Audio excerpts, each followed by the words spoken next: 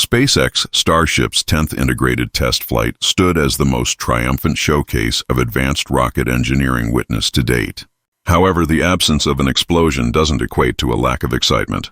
Unusual occurrences unfolded throughout the mission, leaving several mysteries unsolved, including the fate of the Super Heavy booster. What caused the Starship's engine compartment to detonate? What triggered the rocket's orange transformation? And crucially, what lies ahead? At this stage, we'll presume everyone has become well acquainted with the Starship launch sequence. This particular launch closely resembled previous attempts. The only notable observation was the extended period the rocket remained stationary on the pad with engines active. The vehicle appears completely motionless until roughly 5 seconds following ignition. This was likely some form of experimental procedure SpaceX was conducting. This pattern would define the entire mission. Starship remains firmly in its developmental stages, and during this phase, the approach is essentially to experiment with various procedures and observe the outcomes. This mindset explains much of what transpired with the Super Heavy booster. The initial irregularity occurs when a booster engine malfunctions shortly after the rocket traverses maximum aerodynamic pressure, commonly referred to as max Q. Witnessing a single engine failure during the ascent isn't particularly uncommon, though engine failures at such elevated altitudes had never been documented before. Typically, engines either refuse to ignite at ground level or extinguish themselves in the lower atmospheric layers. This incident could have stemmed from a hardware malfunction. The only logical explanation involves the standard procedure of throttling engines down while passing through max Q before accelerating again to escape the atmosphere. Perhaps an anomaly developed in that particular engine during the pressure restoration process. Alternatively, SpaceX may have deliberately orchestrated this to observe the consequences of losing an engine at that specific flight phase. Given their similar experimental approach during the booster landing sequence, similar to the preceding test flight, no strategy existed to guide the booster back to the launch facility for a tower capture. What justified this decision? 2 explanations exist. First, the previous booster recovery effort had ended unsuccessfully. Consequently, numerous testing objectives remained incomplete that SpaceX needed to accomplish. The Flight 9 booster, which became the first and sole Super Heavy to achieve dual launches, was deliberately exposed to intense aerodynamic forces during its atmospheric descent. SpaceX characterizes this as operating at an elevated angle of attack. Essentially, rather than plummeting vertically like a dart, the booster approaches at an oblique angle resembling a javelin. This orientation generates substantially greater drag, imposing considerable stress on the rocket's structural body, which fundamentally consists of an enormous hollow metallic cylinder at this stage. However, the benefit of angled flight lies in enhanced deceleration before the landing burn commences, translating to reduced fuel consumption. Additionally, this approach enables the booster to travel farther through the atmosphere or downrange, providing increased adaptability throughout the entire flight trajectory.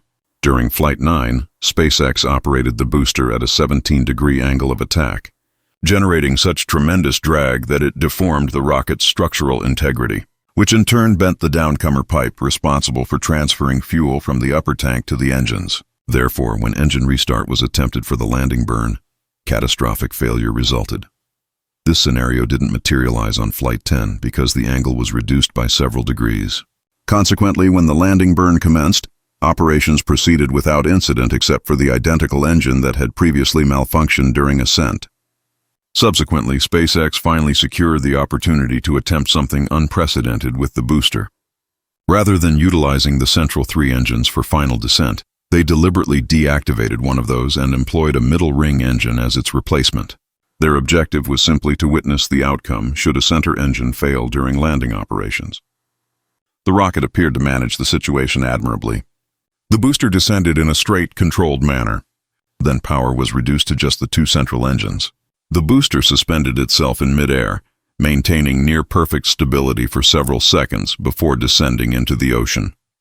Numerous observers highlighted that the booster fell from a considerable height. The altitude measured at least 100 or 200 meters above the surface when engine cutoff occurred.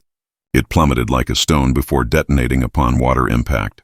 This brings us to the rationale behind abandoning the catch attempt. Recovering this hardware serves no purpose because it holds no remaining value for SpaceX. They've already successfully captured and retrieved boosters. Therefore, they possess comprehensive knowledge about Super Heavy's post-flight condition. Furthermore, they have no justification for reusing any of this equipment because the entire booster architecture is being discontinued and superseded by V3, so why not simply allow it to explode and descend to the ocean floor?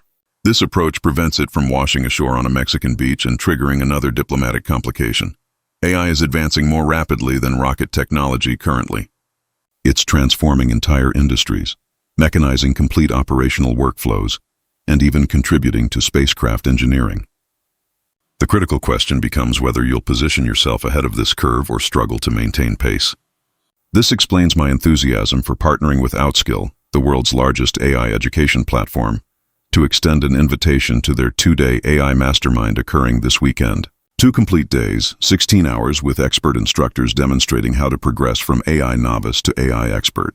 You'll master prompt engineering techniques, utilize over 10 of the most powerful AI tools including Make.com and Code, construct AI agents, automate your workflow, develop interactive websites and applications, and even enhance your presentations and spreadsheets, all within 1 weekend. Under normal circumstances, this training carries an $8.95 price tag, but I've secured 1,000 complimentary seats for Space Race audience members if you claim yours within the next 72 hours. That represents nearly $900,000 in educational value being distributed. Additionally, you'll receive $5,100 in exclusive bonuses upon attending both days, including a 3,000-plus prompt Bible, a roadmap for generating income with AI, and your customized AI toolkit builder. Therefore, don't allow yourself to fall behind in AI's trajectory. Click the link in the description or pinned comment immediately to secure your complimentary seat before availability expires, and I'll see you inside the mastermind regardless. The genuine highlight of this demonstration is the Starship upper stage. Every other ship launched this year has failed to complete a full engine burn and shutdown without something going catastrophically wrong. One vehicle didn't even reach space. It simply exploded on the ground. Consequently, enormous expectations rested on this vehicle, and it delivered. For the first time in history, we witness a Starship V2 successfully coasting through space, which means we finally observed the Starlink PS dispenser in operation. That proved quite impressive. It represents a fundamentally first principles methodology for deploying satellites from a rocket. Everything appeared to function very smoothly, albeit somewhat slowly, and one of the simulated satellites did collide with the payload door during ejection. Nevertheless, overall, an excellent technological demonstration. Then there's the Raptor relight capability. This appears to be a minor achievement, but its significance is enormous.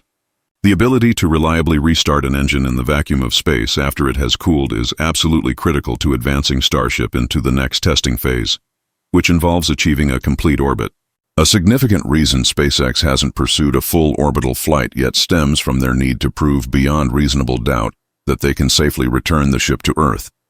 If they cannot execute the deorbit burn, then you essentially have a steel structure circling the planet that will inevitably descend after several days. Given the level of success achieved on Flight 10, I would anticipate SpaceX to at minimum seriously consider a full orbital mission with the ship on Flight 11. Now, Earth's atmospheric re-entry proved very intriguing this time around. Nearly all the enhancements made to Starship V2 from V1 focused on surviving re-entry without sustaining any damage to flight hardware. They somewhat validated that theory. However, as with numerous Starship tests, they resolved one problem only to uncover a new one. The vehicle navigated through the peak heating phase without issue. All our focus was concentrated on the forward flaps. These had been the primary failure points on previous Starship V1 re-entries, and they'd been completely redesigned for V2, which appears to have functioned excellently. None of the previous problems with burn-through and melting recurred on this flight.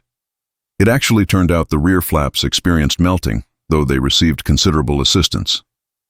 Starship did somewhat explode during re-entry, though only marginally, insufficient to cause fatal damage. However, I'll highlight one detail I haven't observed anyone else discussing. If you examine T+4340, this is pre-explosion timing. You can observe that one rear flap has already begun disintegrating. There's torn metal simply fluttering in the airstream, despite still being technically in space at this moment. Therefore, at least some form of minor failure occurred before the more significant failure that arrives at T+47 minutes. Initially, we can observe a small amount of gas venting through the bottom section. We understand that Starship has plumbing systems that vent oxygen through the engine skirt area. That appears to be the origin point of the blast. It occurs so rapidly that observing the progression becomes impossible. Even examining frame by frame, it transitions from appearing normal to complete whiteout in less than a single video frame. There's clearly tremendous energy released here because it fragments the stainless steel into tiny pieces. Now we obtain an excellent close-up perspective of the damage from the live stream camera. Just for spatial orientation here, the heat shield side of the ship is positioned on our left, and the damage is essentially located right on the center line where the flap base is situated. Although this isn't the same flap where we observed damage previously. At this point, both rear flaps are significantly damaged, but only one side resulted from the explosion, which makes me question whether there wasn't a previous blast on the opposite side of the engine bay that occurred before T+43 that simply wasn't captured on camera. Either way, at this juncture, we have yet another dramatic Starship re-entry unfolding. Components are burning up and disintegrating. Sparks are flying everywhere. No one knows what's about to transpire, except you probably do because this occurred several days ago, but hopefully you're still appreciating the commentary regardless. We know the ship completes the entire descent for the final landing burn. But what's not immediately obvious is exactly what happened to it along the way that transformed half of the ship orange and the other half white. This is the identical side that was entirely black at launch. So what transpired? Well, we've witnessed starships land multiple times, and the tiles have never changed color before, so it's probably not attributable to the heat. In these more detailed images that SpaceX released post-flight, you can see that the tiles haven't burned away or anything of that nature. The hexagon pattern remains clearly visible. You can actually observe very defined white outlines around each tile, which somewhat helps us understand what turned the nose cone white. If you examine closely how the tiles are attached to the ship, you can see there's a substantial layer of white material underneath. Even the tile itself isn't actually black. It's white ceramic with an ultra-thin black coating. Elon Musk wrote on X that the white originates from the insulation in areas where SpaceX deliberately removed the tiles. They exposed that white material to the elements during re-entry. That insulation vaporized into white dust, which was then blasted into the body of the ship by the aerodynamic force of the atmosphere, and then it was immediately baked in by the extreme heat of re-entry. This is somewhat analogous to how you color ceramic in a glazing oven. That also explains what happened to the lower half of the ship. Elon wrote on X, "The red color is from some metallic test tiles that oxidized. This is one of those experiments that SpaceX has been attempting to conduct all year, but never got the ship all the way to re-entry phase. They replaced some of the ceramic tiles with different types of metal just to observe what effect the atmosphere would have on them. Clearly one of those effects was rust. If you're wondering how metal can rust so rapidly, I'd probably attribute that to atomic oxygen. What we typically conceive of as oxygen is O2, paired atoms. However, Earth's upper atmosphere is abundant with single oxygen atoms, atomic oxygen. These are far, far more reactive than usual. O2. Therefore, traveling through a suborbital altitude would result in substantial exposure to atomic oxygen and probably could rust out a certain metal in just 45 minutes or so. Then same process, the rust gets vaporized into dust. The dust coats the ship, gets baked into the ceramic tiles, and you get an orange rocket as a result. Now we understand what happens when you use metal instead of ceramic heat shield tiles. Successful experiment. Not certain what they proved or disproved, but it does look quite impressive. According to SpaceX, the final splashdown location of Starship was just 3 meters away from the target. Now, being off by 3 meters in a tower catch situation would be extremely problematic. We're still not at that level yet, but considering that 2 of the control flaps were partially damaged, achieving within 10 feet of the mark is actually quite good. It's probably safe to assume that non-melted flaps would compensate for that small margin of error. Elon Musk seems to share that assessment too. He posted on X that the first Starship catch attempt is going to happen somewhere between Flight 13 and 15. This means Starship V2 will not be performing a tower catch. That's only one usable V2 ship remaining. So that's Flight 11.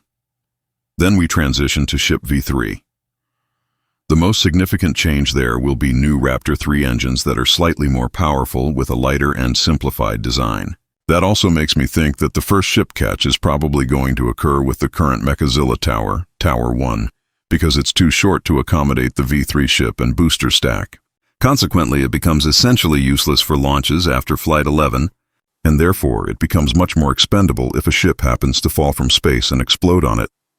Either way, If there are no major modifications that need to be made for the next launch, then we probably get to witness Flight 11 in approximately 3 or 4 weeks from now, probably closer to 3. However, then reaching Flight 12 after that could be another obstacle. There's going to be a lot of new elements to test for the first time.